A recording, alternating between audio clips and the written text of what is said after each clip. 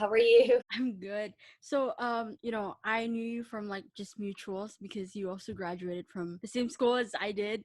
And I want to get to know you a little bit Yeah. more. Maybe you could introduce yourself, like what you do, who you are. Yeah. Okay. Yeah. So I graduated from this as well. I lived in Jakarta for my whole life, but my dad is Australian and mom is mixed, but she's mainly Indonesian. So I have a lot of Indonesian culture in me, and so like I love being back home now. Due to COVID-19, like I was usually based in London. I studied anatomy and biomedicine in King's College in London, and I really enjoyed that. But I graduated, so now I'm back in Jakarta, and I'm applying now to medicine actually in Australia because that's where I'm from. Like that's where my dad is from, so I want to, just like see what it's like living in Australia. At the moment, I'm also working. I am a direct sales like marketer for a brand called Arbonne, which is a health and wellness company that's been around for 41 years. We're like a B corporation, so we're super sustainable and like super ethical, and like we're very mindfully minded as a business. And yeah, and I also I also have a startup company called Emerasia, which is a sustainable denim brand where we like upcycle and we rework people's like old denim jeans and make them new again with batik. So yeah, I'm definitely like keeping busy during the lockdown. That is a lot of work. I mean, you basically answered the whole questions that I'm going to ask. So I actually researched a little bit about what you do, obviously. And I want to ask you a little bit of the company you work with right now. So what is kind of Yeah. like your mission vision in this company? Yeah, so actually, like, I mean, initially I didn't know much about network marketing. I was pretty skeptical because like there wasn't like there's like a lot on the internet that was kind of like against network marketing, and because it's a very misunderstood industry, because it used to be, it used to not be called network marketing. It used to be, like just like direct sales, but then because it's all about, meeting people and like networking with people, it's now changed to network marketing. And of course, like any industry, there's a lot of kind of backlash with what it is and like what it's not. So personally, I was super like skeptical at the start because I had no idea, what it was and what I would be getting myself into. But I also realized that a lot of the stuff that was like, on the internet about, Arbonne was either like factual information that was all like valid about like the fact that we are a B corporation, that we're super like sustainable and everything, and that we're, a great brand in that sense. But a lot of the, I guess the bad misinformation was all from like blog posts and people who had like a bad experience with it, because this kind of industry is very hit or miss. So a lot of people think it's one of those like get rich quick situations, when it's actually about really networking with people and like figuring out what, like, it's really like about learning how to communicate with people and like learning how to get good at like marketing and like having your own brand. And a lot of people want this to be something that can be like passive and really easy, and that's why they kind of hate on it, because they're kind of confused with how it works, or they just haven't had a very good like introduction to it. So I think initially I was reading a lot of those posts and thinking, oh my god, like this is not what I want to do. But then I met like my lovely friend Edith, who is in London at the moment, and she used to work a 9-to-5 job, and now she does Arbonne pretty much full time. But she also wants to get into other things in the future, but at the moment she's focusing on her Arbonne business, and it's completely like changed her 9-to-5 income, and she's completely independent as a like business owner. And for her, like it's almost like owning, an online franchise, because Arbonne is it's a really big company. It's been around for 41 years, so it's already established. And basically what we do is we help recommend products to people and help people swap over to, cleaner, cruelty-free product. We help people do the same if they want to, because we are also a service company. So we do want to help people, especially students, like find ways to actually be able to earn money without being committed to a 9-to-5 job. So yeah. But also, sorry, to answer your question Okay. about like the vision of the company.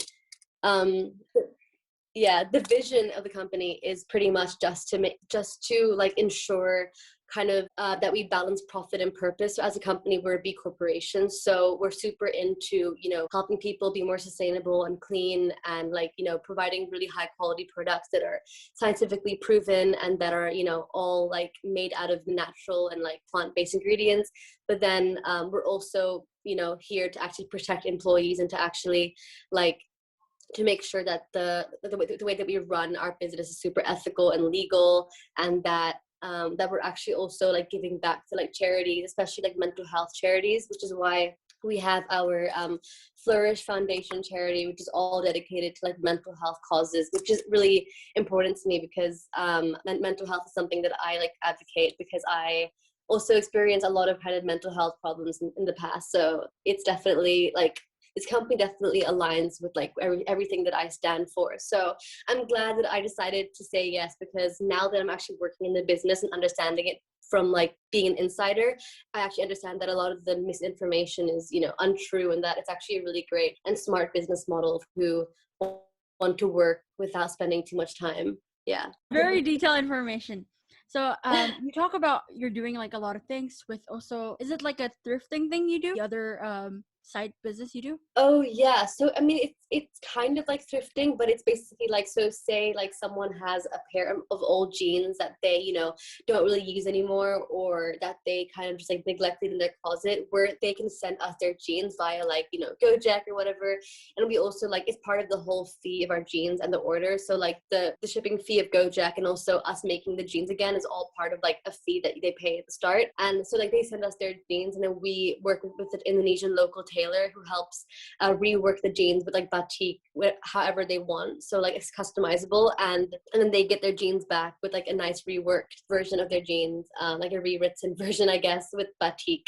And yeah, and we're hoping to expand soon to international like, you know, customers. And with that, we wouldn't be like asking people to send their jeans to us, but we're actually planning to work with like denim companies like Levi's and like other companies, and they will give us their like old season, last season stock, and we will basically like take their old jeans that they're not selling anymore, and we will rework them and sell them to like our customers. Yeah. Yeah, so what kind of get you, because I know you're doing a lot of things like with Arbonne and the one you just mentioned before. Both of them, what were you thinking like when you first started it? Like what's the initial plan? Did you just want to start like a fun little thing, or was it like something that came as an opportunity and you want to take the chance to be a little bit more creative? Yeah. So obviously, like, because I'm going into medicine, which is a very like high intensity degree, and also being a doctor, like it's very said that doctors need to kind of be like selfless and like be really like devoted to their job, which I think is also true to an extent. But for me, like I am someone who has a lot of interest, and so for me, I want to be doctor, but I also want to have like flexibility in my life in the future. And so I want to be able to have businesses that I can actually fall back on, so that I don't have to work really, really long hours as a doctor, and that I can actually like, you know, I guess plan my week and my time when, like when I'm older, so that I can have like other businesses to fall back on when I'm not fully like, you know, on my doctor job. So I guess it's more about like outsourcing and like planning my future in a way, because I want to have like flexibility, and also you know, being a doctor, like it's a lot of years in school, and so I want to, you know, start earning money and like start being like independent before I actually become a doctor. And so these two businesses let me be creative, which is also not something that doctors usually do, like be creative. So it lets me be creative, but it also lets me, you know, earn money. Yeah. So it's like you want to keep your options open to possibilities that can also Yeah, offer exactly. you. That's really nice, actually. I think a lot of millennials nowadays that are, you know, also trying to build up projects, like they're trying to figure out who they are and Yeah. starting all these things. And, you know, you don't know whether, you know, sometimes they might even look up to you. Like they're seeing other people doing things, and then they're like, oh, I should be doing things too, you know? Yeah. So you mentioned about being, you know, your major, being a doctor, you're trying to pursue this career on biomed. Yeah, I was taking like anatomy, biomedicine, biomedicine, and now I'm applying to medicine. Yeah. Is it like your interest in general, or did, you know, someone else kind of inspired you? Yeah, so I mean, initially I was studying anatomy because, and like biomed, because I really enjoyed like science in school, and also I was good at it. So I thought like, if I'm good at it and also I like it, then I should do a degree in it. And then actually like doing my degree, I realized that I enjoy science, but I don't really want to just stick to research, because I enjoy like speaking to people and like actually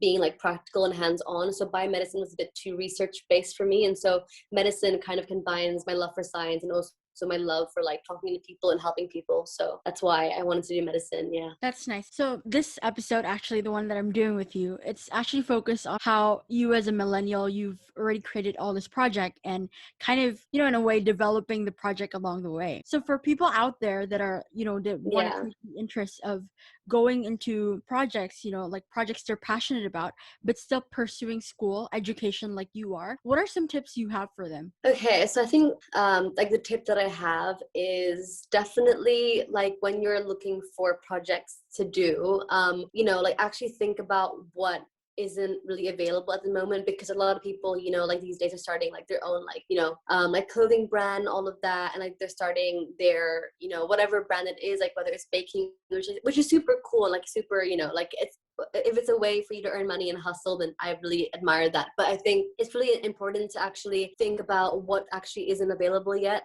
For me, like I knew that sustainable kind of clothing in Indonesia personally isn't as big of a thing, which is why it's actually hard now to even find customers. But like I'm, like we're building on it, because sustainable clothing isn't big yet in Indonesia. So I think it's really important to think about what is big. Like don't rush your idea, kind of like, because you're studying, like, and that is your focus because you want to, finish your degree.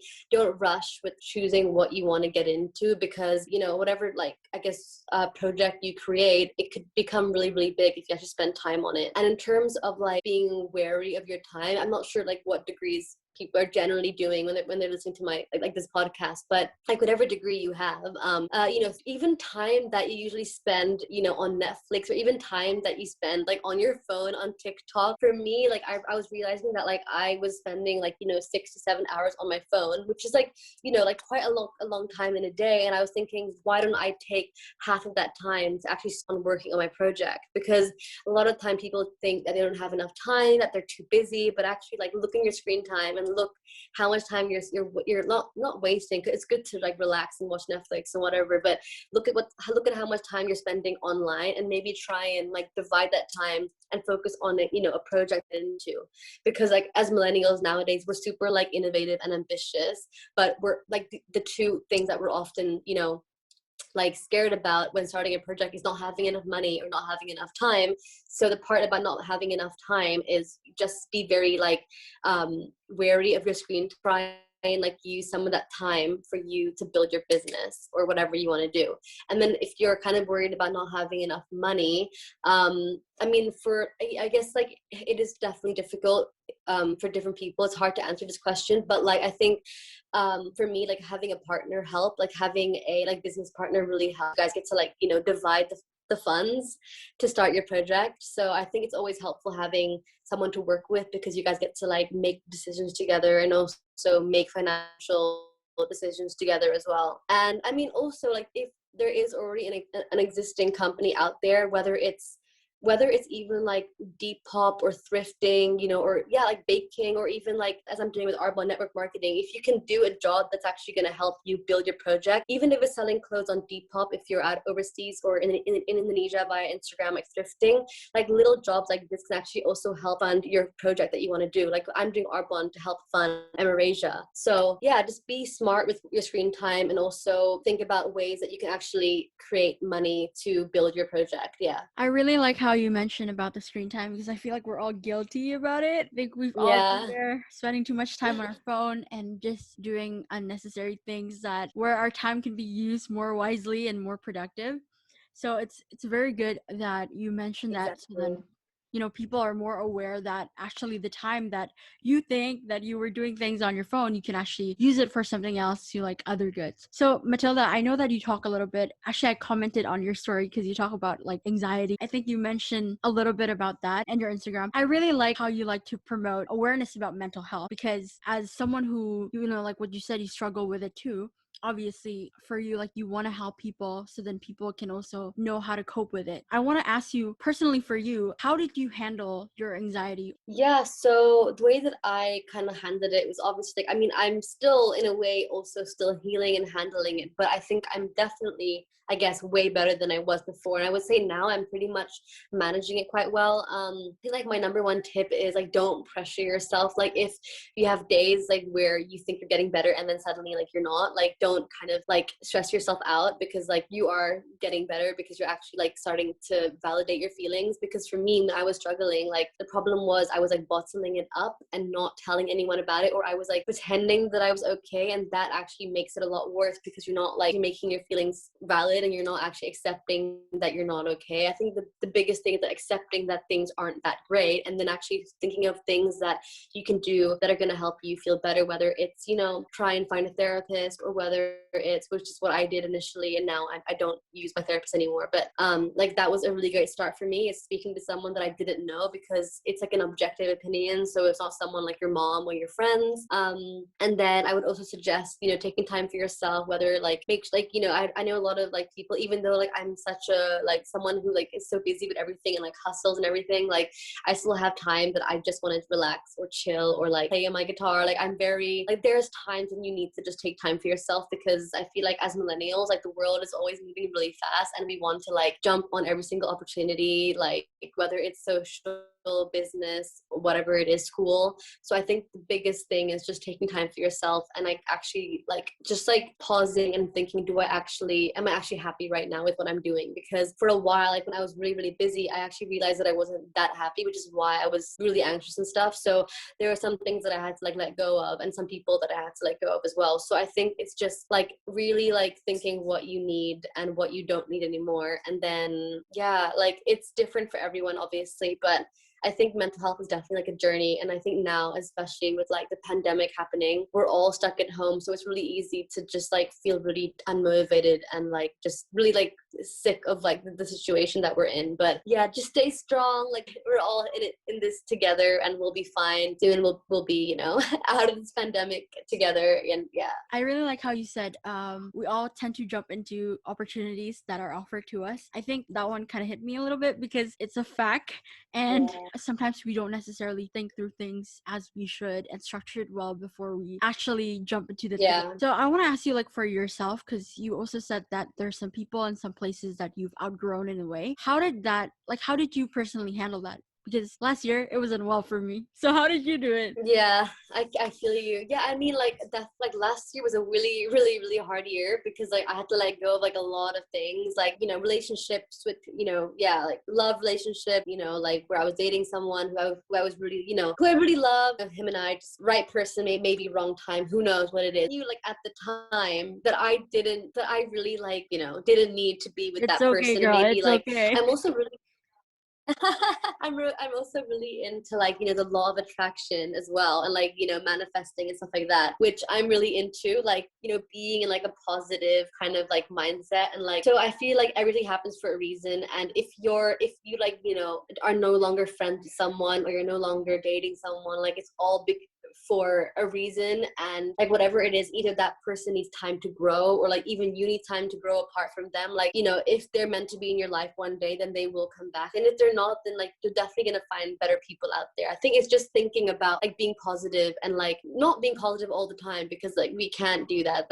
That'll make us crazy if we're like constantly like, yeah, like I'm fine, like I'm so positive. Like obviously not, but just realize that a lot of people come and go, even though that sounds really cheesy, but like they do. And like just accepting it, and that like the people that are meant to be in your life now, they're here for a reason, and people who left, they're not meant to be there at the moment either. So yeah, just I guess just trying not to be too emotionally attached to people leaving and going, because like nowadays, like, especially with COVID, like for me, I was meant to go back to London and study there, but then suddenly I decided to apply to Australia. And you know, a lot of my friends were like, oh my god, why are you leaving? And it kind of like initially it influenced my decision, because I was like, should I leave because my friends are kind of guilt tripping me about leaving? And then I also thought, well, I want to make the decision that's going to be right for me, and you know, me going to Australia is the decision that's actually most suitable for me and for my life right now. And like my friends who I love will stick by me no matter where I am in the world, and those who I get too emotional about it, then they might leave, but that's okay, because I can't be emotionally attached, because you have to, you know, focus on what you need as well. It's okay to be selfish sometimes. Yeah. I love it. This is just straight facts from you. Straight facts from I really like how you like Yeah. a lot about you know, your self-growth and how you view the people around you, and like how you said that your friends are also there for you. So in terms of like outgrowing people and outgrowing places, Do you think that having that kind of mindset helps you with your, with owning, with having what you have now, like the businesses, the organization? How do you place your mindset in between? Like, what did you do before you kind of thrive in this whole organization wording that you're doing right now? Yeah, I feel like definitely like, with Arbonne, but also like starting a new business, there's going to be a lot of people who don't like that, who like are either jealous or they're not going to support you. So I think the mindset is like, it's don't get too attached with what other people think about you, even though that's really cheesy to say, but like just focus on, what you want. Like at the end of the day, like people who are haters, they're not going to pay your bills. So if they're not going to, like, you don't really need these people if they're going to, like, so like you really don't need it. So I feel like just be like very rational. Like if someone is like not supporting you, or if you're outgrowing someone, there's a reason for that. They're stopping you from achieving something that you want, even if it's as simple as happiness. Or yeah, in my case it was also like starting a business. If someone is blocking you from doing that, then like distance yourself from them, like for a little bit, even if it's someone as close as like your bestest friend, or even like a sibling, because like your family, they will always love you in most cases, but like in most cases your family will always stick by you, I hope. And if they do, then like if you say to someone like, look, I need to distance myself from you a little bit because you're stopping me from achieving something, then they will understand. Maybe not initially, but eventually they will get it, and they'll be by your side when they come around to it, because maybe they have time to grow, or maybe they're going through something really hard right now. So just being accepting that everyone is going through something, even like it's, social media, like, it's someone, even if someone is giving you hate, like just be like, okay, like I get you, girl, I get you, dude, like what, you do your own thing, like just be nice, like be a better person. Like maybe they're going through something really hard right now, maybe that's why they're treating you really badly. Yeah, that's a very nice other perspective. That's a very good perspective to look at it, like, because a lot of people are going through like different things and different circumstances. Obviously we're not 24/7 with people, so we don't know what's going on in there. That's a very good highlight. I really like that perspective. I'm gonna start, well, actually no, that's a good perspective to set situationally sometimes. Exactly, situationally. Yeah, actually, I just want to wrap up a little bit of podcast, because we already talk about your journey and the process of your business and stuff, but I want to know a little bit about like what inspires you like to become who you are today, because that's, well, the whole point of the interview. I want to know a little bit more. Like you talk about manifestation and the law of attraction, so how do you kind of implement that in your life? Yeah, so I mean, I have a lot of people who I look up to for this. Like I have Amanda Francis. She's a little bit too intense for me, but she's someone who also, and she on Instagram, she's like called the money queen or something, and it's because like she struggled a lot with her life, and she really like manifested and was really like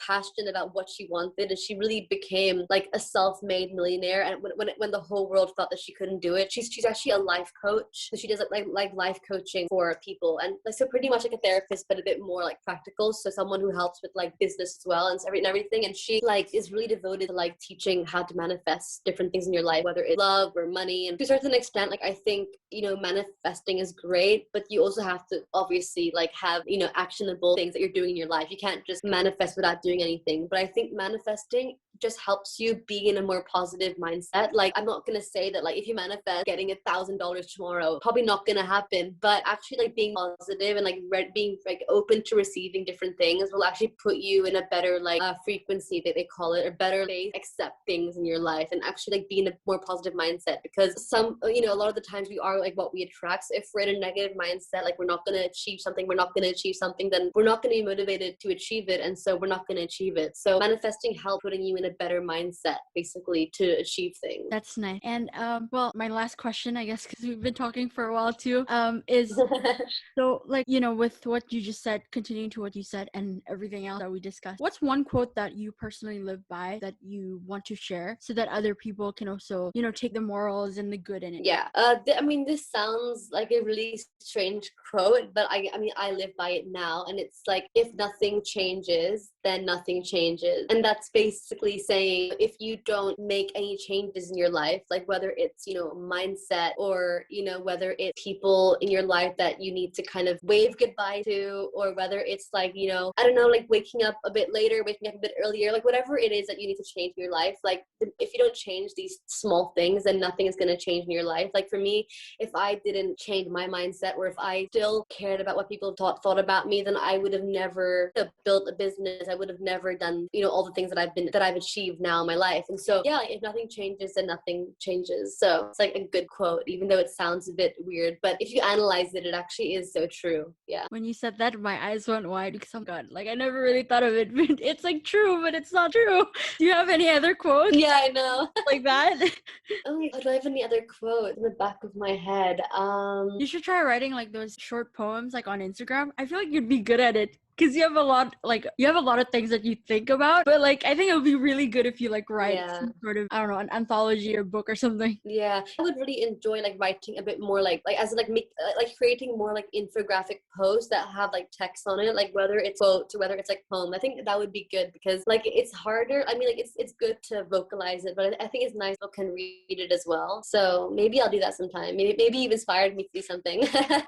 That's nice. Do you have any other quote that can shock us with its simplicity? Not like a good quote. No, like it's like now I'm on the spot, so I don't know. Like I'm trying to think about yeah, I guess oh yeah, I guess like a new thing that kind of like linked to like what I was saying before is like letting go of something is also letting something in. Like letting go, one thing will let something else in, whether that's letting go of like someone in your life will let someone else in your life, even though they're not directly linked. I'm not saying like if you let go of a boyfriend you'll get another boyfriend, like not like that, but if you let go of like, I don't know, some friend that you were really close to, maybe you'll let in someone that's gonna help you, with, I don't know, like maybe someone that's gonna like help you grow your business, whether it's someone who wants to join your project or whatever. Like whenever you let go of something else will, give back to you. It's like the law of like attraction as well. So if you're ready to let go of something, then there's more room for other things to come into your life. Yeah. Well, I really like how you phrase the quote and just explain the definition of it. Well, thank you so much for being on my podcast. Yeah. First, taking the time. I know it was kind of hard to arrange time as we both we didn't have like the proper timing. We couldn't do it at the same time. No. So thank you, Matilda, for and I'll link the things you do below. Well, thank you everyone for watching. I'll link Matilda's stuff below. And thank you, Matilda. Stand up!